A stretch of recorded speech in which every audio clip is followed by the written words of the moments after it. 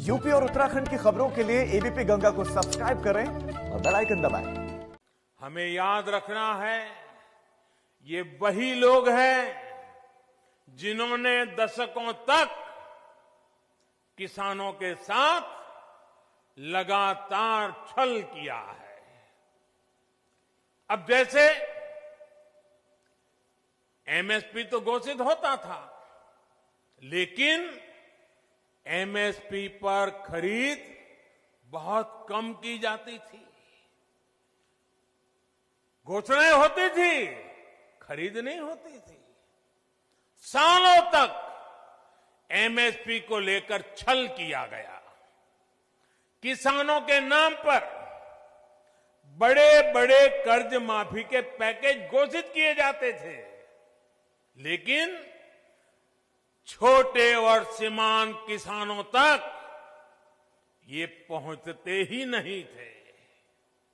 यानी कर्ज माफी को लेकर भी छल किया गया।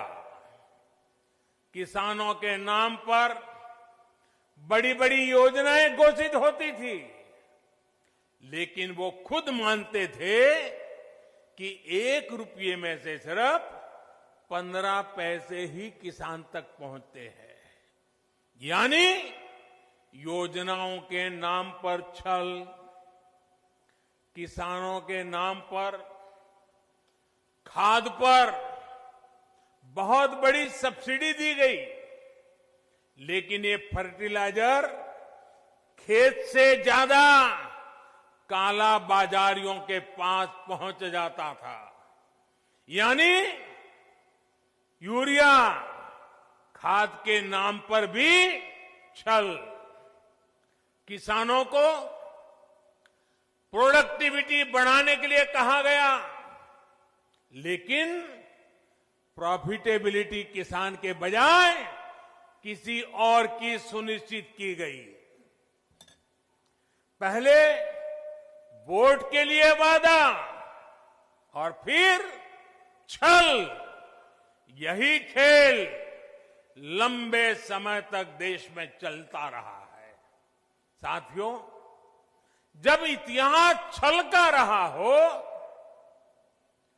तब 2 बातें बड़ी स्वाभाविक है। पहली ये कि किसान अगर सरकारों की बातों से कई बार आशंकित रहता है, तो उसके पीछे दशकों का ये लंबा छल का इतिहास है। और दूसरी ये कि जिन्होंने वादे तोड़े, छल किया, उनके लिए ये झूठ फैलाना एक प्रकार से आदत बन गई है, मजबूरी बन चुका है। जो पहले होता था वैसा ही अब भी होने वाला है, क्योंकि उन्होंने ऐसा ही किया था। इसलिए वही फॉर्मूला लगा करके आज भी देख रहे हैं। लेकिन जब इस सरकार का ट्रैक रिकॉर्ड देखोगे, तो सच आपके सामने खुल करके आ जाएगा।